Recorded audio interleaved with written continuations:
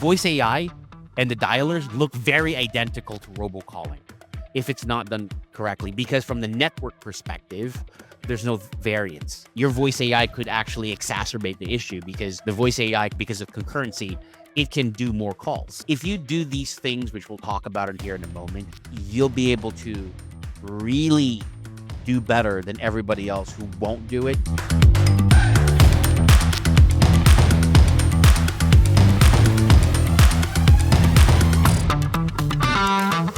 Okay, welcome channel automation fans, subscribers, watchers, viewers, listeners. This is a special video in which I'm going to be talking about what's going to happen to Shake and Stir, as well as outbound strategies in 2026. This is going to be quite comprehensive and also a real way of looking at why Shake and Stir is going to fail in 2026 and beyond. If you're using a dialer, if you're not using a dialer, if you're making outbound calls, you should definitely listen to this. Well, let's start them off, Vic. What is Shake and Stir for those who don't know? So Shake and Stir is essentially, it's basically just determining the identity of that particular phone number. So when you look at Shake and Stir, it's the caller ID authentication. So there's encryption in there. It assigns a call so that the receiving carrier can verify that the caller ID isn't spoofed. Okay. It assigns an attestation level. Attestation levels are like A, the carrier knows the carrier, the caller, and the number. B, the carrier knows the caller, but not the number. And then C, it's gateway only. But the critical point that people miss out on in Shake and Stir is that Shake and Stir verifies identity. It does not determine whether a call is spam. Carriers rely on analytics engines and AI now to decide whether it's spam. So those engines will include things like for AT&T, it's Hiya, for T-Mobile, it's First Orion, for Verizon, it's TNS. And these systems evaluate the behavior of those patterns, not just the authentication. So that's a lot to talk about when it comes to what Shake and Stir does. But in a nutshell, it all it does is like it verifies identity. It doesn't tell you whether your call is a spam or not. That gets designated afterwards. Wow, that's quite a big part of the industry. Another question for that would be, and why is that going to start to fail for outbounding? Well, analytics are going to be more powerful now than authentication, especially with the advent of AI, right? So carriers are like AT&T, T-Mobile, Verizon, Sprint. They're going to look at patterns like dial velocity, short call duration, call abandonment rates, which the FCC takes a look at, redialing frequency, compliant rates, right? So answer rates, spam reports, all of these, maybe 2 years ago to 10 years ago, these things were harder to do because AI wasn't available. There wasn't as many analytics engines that were being built. Now you can literally get decisions made, and the carriers rely on those to basically say, okay, these calls have these particular attestations once it goes through the Shake and Stir. But now it also goes, it looks at those variables. And then from those variables, it's going to go and say, I don't like these calls. These calls are still spam. Okay. So even if you're fully compliant, meaning you have your CNAM down, you have identity check, your calls can still be blocked by AT&T because they have the broad authority to block traffic they consider unwanted. Unwanted traffic are things like robocalls, things that really piss off their customers, or when their customers say, I don't want these calls. So what companies see today is their attestation calls, like A attestations, but it can still be labeled as spam likely. So you could do all the right things, have brand new numbers, and it wouldn't matter because if AT&T or the carrier does all of these analytics and it says that's still a spam call, that new number that you and your Shake and Stir process still labels your calls spam or scam likely. Wow, that really does sound like a big threat to Shake and Stir in this coming year. Yeah, and plus, if you have a dialer, it actually exacerbates the issue because most contact center directors or the people who administer dialers, they're looking at things from the perspective of, let me penetrate through this list. Let me get as many calls, when really that's more like a campaign. The trend now as AI happens is you should be more focused on conversation or intent dialing. Predictive dialing is very robocall pattern behavior. With dialers, like they're trying to dial and try to see as many of these calls that are happening, but then this is like a spam burst. Like you're trying to just spam people. If you're recalling these numbers, they pick those up too because the carriers are smarter now. They can go like, oh, this network, you're using numbers from Twilio or Telnix, and that phone number of yours that belongs to your brand is redialing these numbers at such a high rate. So now it's like, oh, that's scam likely. You're probably a scam or something. Even if you're not, just remember they're using algorithms to basically slap a sticker in your call and say, what is this call? Oh, nobody's picking up. There's just so many of it. It's happening in this very systematic way. And if you're making thousands of these a day, hundreds, they're really going to go and say, well, that's a telemarketing spam. Voice AI as well, be very careful with the companies that you use because voice AI and the dialers look very identical to robocalling if it's not done correctly. Because from the network perspective, there's no variance. Your voice AI could actually exacerbate the issue because the voice AI, because of concurrency, it can do more calls. Some companies now are peddling those in spaces like home services, and they're like, oh yeah, voice AI is all good and this and that. But the reality is, especially if you're outbounding, you could easily get your trust scores to drop, more spam likely, and now it's going to affect even your campaigns that are not on that voice AI platform. And that can sound very intense, especially when your trust scores gets affected. It sounds like the FCC is changing direction in regards to the regulation for that. Well, carriers are moving towards reputation-based scoring. What that means is that they're going to evaluate your numbers on the enterprise level, your brand, your SIP trunks, your originating carrier, where is it coming from, calling campaign behavior, how many times are you doing it, which times of the day, is it the same phone number, and then compliance rates. Compliance rates are things where you have the network, the carrier, as well as like whatever's being reported as opt-out or spam. It's going to be brand reputation that you really have to look at. It's not just like number reputation. Shaken stories like number reputation, like the health of your numbers. Carriers have gotten smart to this because they basically thought people like they're just shaking and they just use shaking stir. They just keep buying new numbers. So like we have companies that only operate in maybe 1 or 2 states, but they've got like 2,000 numbers. Carriers are thinking, nope, we're smarter than that. Who owns these numbers? Who are they represented with? Like you might hire a call center to do it, an outside call center. But that outside call center is going to have to register those marketing campaigns, and they're going to say, well, I'm being represented by company X, Y, and Z, or I'm representing them. So they're going to look at that and they're going to say, well, I see the text messages, I see the phone calls coming from that. We're going to start blocking that brand. They're getting smarter to this. And the reason why is because you're clogging their networks. And for the most part, on the consumer level, if you think about it, who do you know nowadays pays per call, per minute, or pays per text? Nobody. Everybody's unlimited. So carriers don't like that you're flooding their network with spam or unwanted calls for the most part, simply because they're thinking to themselves, we're not making money on this. Screw that. And our consumers don't like that. So here's what we're going to do. They're going to start saying, we're not even going to go and notify you, but we're just going to block all these calls from happening. Or we'll slap the spam or scam likely thing on it. And once that happens, essentially none of your calls go through or nobody even sees them. Wow, that makes it sound like there's a real risk to business this year in 2026. Yeah, definitely. And then what makes it worse is the iOS 26. So this is another big thing that people don't realize is Apple, the iOS is basically, if not the largest, one of the most aggressive, extremely aggressive filtering. Apple in the iOS system for mobile devices has essentially become one of the largest filtering piece of technology in the planet. What it does is it silences unknown callers, it's carrier spam call labeling, AI call screening. If they don't know who you are, like there's an AI that's screening and saying who's calling. It's asking for these things, and in some cases live call filtering. Even if the carrier delivers your call, here's another problem: the device will block it. So you're really screwed. Number one, if your calls and your texts don't get delivered and your label is spam or scam likely, your campaign performances are going to go down.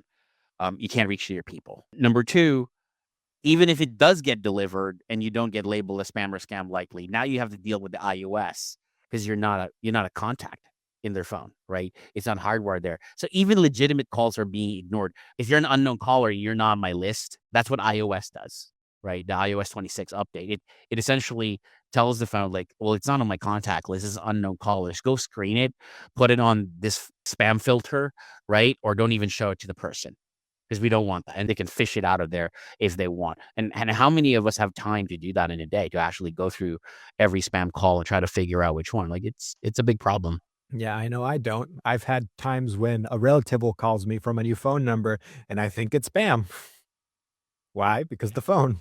Yeah. And of course, regulation, the FCC, the regulation where this is going, and it's just like it's signaled these future steps.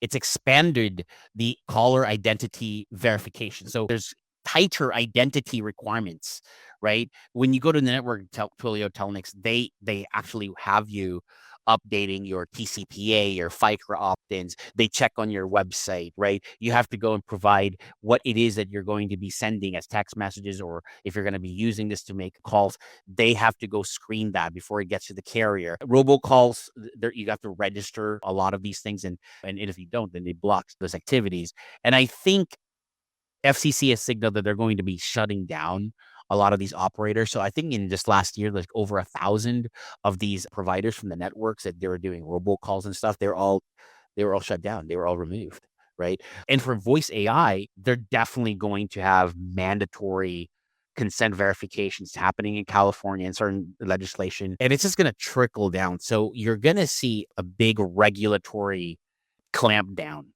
on these things. And to be honest with you, I think this is really the beginning of the end for either dialers that don't upgrade their features, or if you don't realize that things like cold calling and robocalling and all of these things are kind of like coming to a very quick death here. From what you did mention, it sounds like voice AI will also start being under scrutiny. It is, and it's how you use the technology. I'm not saying that dialers will just go away. Like, for those people that don't use it properly, I think that's what I mean. Is like it's just not gonna work out for you, or you're definitely not going to get the results that you're looking for. So your cost of using these things will skyrocket. Your efficiencies will go down, and you're probably not going to get the most out of it. The real risk to businesses in 2026, and I want our audiences to pay attention to this, will be the contact rates collapsing. Your contact rates are going to start collapsing because there's already this report across the industry, across the United States, where 20 to 40% of the answer rates have been dropping. Massive voicemail filtering and calls being filtered. The carriers are also throttling what it is that they're letting. And so it's either the carriers are delaying your calls, or they're routing it to voicemails, or they're blocking suspicious traffic, like, and you don't get notified. Brand reputation death. This is going to be a key thing for those companies that kind of think, oh, let's just hire other call centers, or let's just send this list over to these people and try to get them to call and outbound on our behalf. Well, your reputation will die either a fast or a quick death, or even a slow one, because your traffic, once it's flagged, is based on your brand. So every number, it's going to get labeled. New numbers will inherit that reputation, right? So people don't realize that, but it's like once they brand you, um, it's basically every number now, right? Because they're like, well, that belongs to that company. Right. So anything you produce is a new number. It's like, and then of course, if you work with with networks like Twilio, your accounts are going to get penalized, and if they're not already being penalized with the voice AI, if you do these things, which we'll talk about in here in a moment, you'll be able to really do better than everybody else who won't do it, because the people that I've seen that are using voice AI, they're kind of positioning it as it's a replacement to a dialer, or it makes your dialer better, or it's very similar to a dialer. In my opinion, professionally, what we've seen, it's wrong. Because what's going to end up happening is you're going to have a very high call volume. We talk about call velocity, right? Like robotic call detection, right? The technology, like, not, you can make voice AI. Guess what? There's AI that detects whether it's AI, right? Or if the calling patterns or the voice is AI. And then the short conversations. Companies who use dialers, especially, a lot of them don't leave voicemails. And so, because they're trying to mitigate their costs, they don't want to have any minutes on that, but that also adds on to that. So if you don't train your voice AI as well to leave voicemails and to handle it when somebody picks up, you're going to basically get scrutiny, just like if you were a dialer. Okay. And so your voice AI is going to fail, and it's going to add to the problems that you're having on your brand. Voice AI as well has fingerprints, and carriers are starting to detect that better now. There's conversational timing patterns. There's high concurrence. High concurrency is how many calls are happening at the same time, right? And a lot of companies are like, let's call as many. That's really just going to be a very dumb idea in today's AI world, where in the carriers that are penalizing you now, because the move should not be about getting as many connections. It really has to be more of like intent. Does the consumer want it? Who has the high intent? Those are the people that you should be calling and connecting with, as opposed to just having a strategy where here's all my leads, call them as many times, get as many people there. And then we'll talk about like what the best strategy would be for 2026. So what would be the best strategy for 2026 for outbounding? The model is going to be identity, consent, low velocity. Identity is, are we verifying that the leads we're calling and us as well, we're representing the identity is there?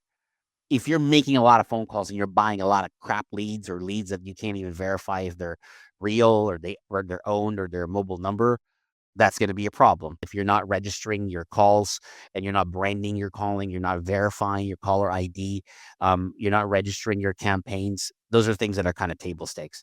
Number two, consent, right? Do you have the consent to actually go and make these phone calls, right? That's pretty much straightforward. And then low velocity is, you're just not going to get to call them in the velocity that you want. And they're like, oh, I want to have efficiency. I want to be able to call 50 people at any given time. There's not 50 people now that want to talk to you. So that low velocity means you're only going to want to call, and you're only going to want to connect at the right timing the people who actually want your phone calls. Reputation matters a lot as well. And so you're going to have low complaint rates, meaning you're not getting reported as spam or scam likely or opt outs. The human conversation length. AI can actually do this if you have a good quality agent that's actually having these conversations, leaving voicemails, being able to converse with a customer. And then the consistent caller IDs. And that's where I think that you'll have to have good health, is these phone numbers, you're taking care of them. People know who you are. The people who want your phone calls are answering for those. They're picking up, they're engaging it, they're texting back. They're not complaining about those phone numbers or those calls that you're doing. And then finally, having an omni-channel approach, a hybrid outreach, so to speak. The best model currently today would be, you have your outbound voice, you have your SMS, and then you have inbound responses. An example for that is like, if you submit a lead, like there's a lead that's been submitted, you verify that identity, you make sure that it's the one that you want to reach out to. The intent is there because the people are aware. In channel automation, on our landers, for example, we actually build forms where customers will actually know that they're going to get a call right that very second, not just when they're submitting a form, because it's like in fine print. We have some visual and auditory nudges that we tell people so that they're prepared and that they understand what's happening. Then you have an SMS where you go, hey, we're going to be reaching out to you. You're preparing the customer. They're letting them know, or you're asking them to engage you. They're saying, tell me whether or not you want this conversation. The AI can confirm all of these, and then there's either a human or the AI that makes the phone call. You have to have all the other things in there, like, for example, first party consent. Is there a recent re-engagement, right? Or there's a verified opt-in. All those things that allow you to say they want you to either reach out to them, or they're engaging you so that you can take that conversation from chat to forum to text into a phone call. And this is why, as well, cold calling is pretty much dying. I know there's a lot of people proponents for cold calling, but it's literally dying, where at some point it's just not even a viable solution at all, because you can't do it at scale anymore because you get penalized. Your calls don't even go through. And even if you did, people are just like, I don't want this. I didn't ask for this. I didn't initiate it. I don't want that. The model that will replace dialers, and people, this is my prediction. What's going to end up with dialers will have to move towards this. And you heard it here first with a channel automation, is outbound will evolve into intent trigger calling. We do that already here. So that means when somebody does something or doesn't do something, we can trigger that behavior towards an intervention, whether it's a text, a phone call, etc. Examples of this is, you've got an inbound web lead again. The SMS goes in first. It kind of tells them you might miss a call. Okay. And then if you miss a call, like we'll send another text or say, like, do you want this? And then you've got people clicking on links. Maybe they don't want to talk to you, but then by clicking, you get that trigger, or they might go to your website or stay there for a specific time. This is so much more on the behavior and the intent. That's really what outbound strategies are going to work on. For us, we're going to replace those mass dialers over time. In lieu of that, what you're going to get is our intent engines. An intent engine like ours determines the engagement of the customer, the scoring of the customer automatically. We already do this now, obviously. We verify the identity. We reach out with a branded caller ID, an SMS warm up, and then a voice follow up. But it's all based on the intent. And it's not going to be based on just the fact that we got a lead. Does that make sense? Yeah, it does. It also sounds like companies are gonna have to get smart about the voice AI that they were gonna start using. Yeah, and I mean, for us, our architecture and I like looking at this from the perspective of like, I'll give it to people out there. I'm publicly letting them know is that we pick up the leads, we have the intent detection, we have the SMS AI or the automation on it. Then we qualify, we figure out, hey, do you want this? Are you the right customer? Are we the right company? Then voice only may warm it up, warm transfers it to human agents. Once you start executing it, people are like, wow, this is so different than what we're doing. What this avoids, though, is dialer spam patterns, carrier restrictions and penalties, and it doesn't damage your brand. Because once your brand is damaged with the carriers, your other campaigns, even the ones where you might have customers who want your information, carriers can't detect whether or not it's your existing customer that wants to do more business with you or it's just another new lead.